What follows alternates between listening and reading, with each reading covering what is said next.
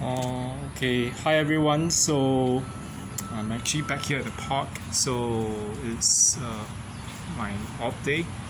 So I'm actually trying to make some extra video content, and hopefully this will help those who can benefit from it. So as you can tell, it just rained. So I'm just trying to take shelter in the pavilion. So today I'm gonna actually make a video about the lies that you are being told right after narcissistic abuse. So this won't be in order of importance, but I have actually made quite a few notes, about seven points, which are the common ones that you might have heard from either narcissists, flying monkeys, or even just anyone, even random people who are not narcissistic, concerning the narcissistic abuse that you have gone through. So I'll start with the first one. So the first one is a very common one. You might recall that if you have been a victim of narcissistic abuse before, that you've probably heard this countless times during an argument, or even just when the narcissist is just angry with you for no apparent reason. Because they are often just triggered, on a hairline trigger. So the first one, the first lie that you're being told is, you are too sensitive. Okay, I'm just laughing or even smiling while I'm hearing this out. As you can tell, most of the things that the narcissist tells you about you are not really true. They are just projections of their own insecurities and their own self, their own problems, their own issues.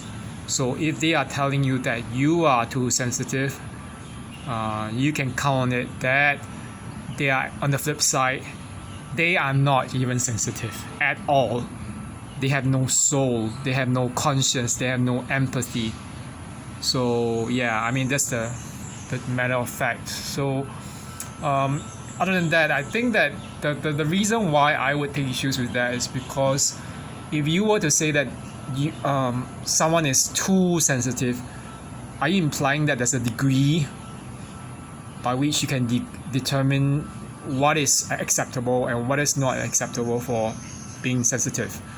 So is there like a degree in which you can call too much or too little when you know that emotions cannot really be quantified in numbers?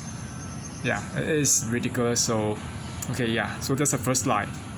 Okay, the second one, which you might hear when you're trying to recover from narcissistic abuse, or when you're actually trying to explain your situation to other people, is the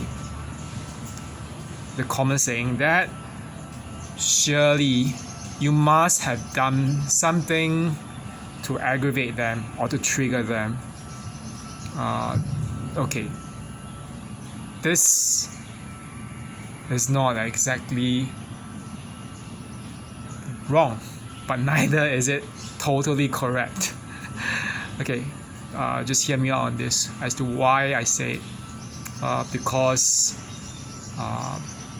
this kind of comment is a form of victim blaming. It's like saying that, you know what, just because the narcissist is triggered by something, they have a right to abuse you. But we know that nobody, absolutely nobody has a right to actually abuse anyone, whether physically, sexually, verbally, emotionally, or financially, or even spiritually. No one has an absolute right to. And you causing some form of offense to them, even then, does not warrant or justify their abuse of you. So that is victim blaming. and should be called out for what it is. Okay, the third one that you probably have heard before is the incredulous saying, they cannot possibly be that bad. Okay, when I hear that, it does make me feel like laughing. So, but we know that actually the truth is, when we hear that, the very truth is that the narcissists are way worse. Yeah, they're way worse. So we are in fact being nice to say the truth without exaggerating it about them. Okay, so the fourth one, okay, that you will hear, the fourth lie, okay, is this: there are always two sides to a story. Okay, what is the implication of such a statement, of saying that there are two sides to a story? Okay, by someone saying that, they are implying that they want to remain neutral. They do not want to help or take sides with the abused. With the abused victim. So, in a way, they are implying that, you know what, that's a reason for everything again. Unfortunately, if you were to respond to that, you can just tell them, yes, there are indeed two sides to the story. The true side and the false side. So the false side, which is constituted by lies, manipulation, and abuse, is always the side of the narcissist story. Okay, so that is your response. Okay, the fifth one. This is the one that will make you feel that it's really just ridiculous, and that probably these people do not even think before they even speak. When they say, oh, maybe they, as in the narcissist, just had a bad childhood or a bad day. Unfortunately, the problem is that this assumes that all these cases of abuse are just sporadic. We know that narcissistic abuse or abuse by a narcissist is never really sporadic. It's never intermittent. Yeah, I mean, you have moments where they might be kind to you, or nice to you, but that's like 10 to 20% out of the 100%, and for the remaining 80 to 90%, the narcissist is always very mean-spirited and very cruel to the victim. So it's not just sporadic.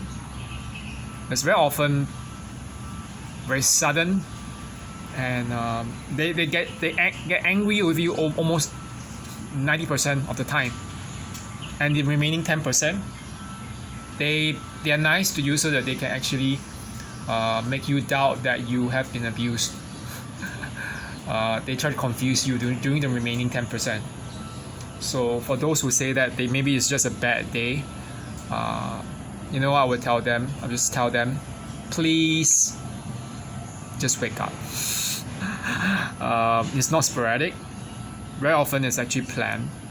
If it's not planned, even if it's unpremeditated, it's really just like a knee-jerk reaction that's very bad. That kind of knee-jerk reaction is unneeded and uncalled for, and they have no reason to do that to you.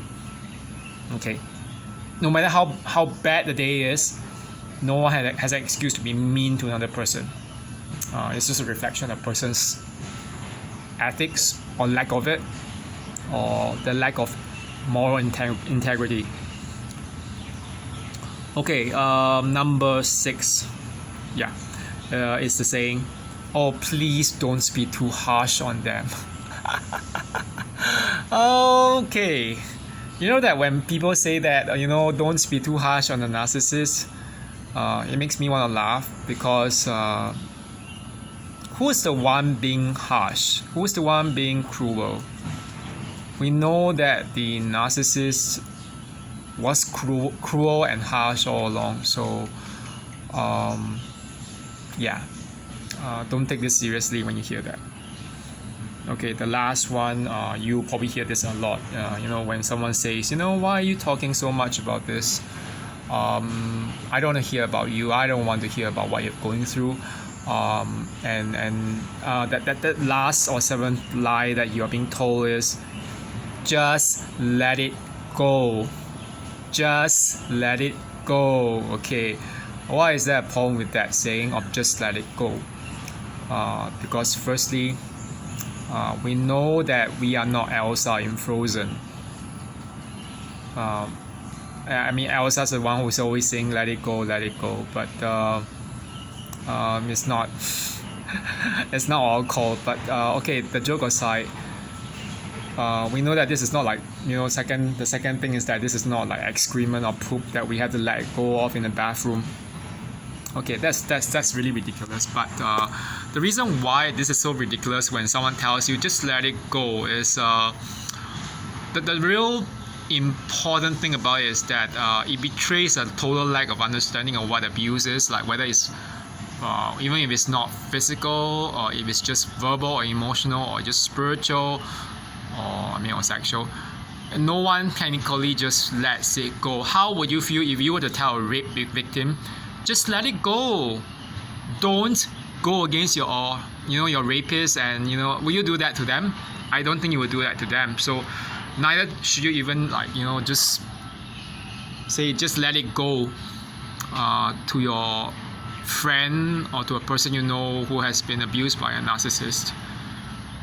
The fact is that people fall prey and they are abused by narcissists because they have certain flawed coping mechanisms that they picked up since young, since their childhood days, and this makes them really vulnerable to narcissistic abuse and exploitation by narcissistic people. As a result of that, you cannot just tell them to let it go.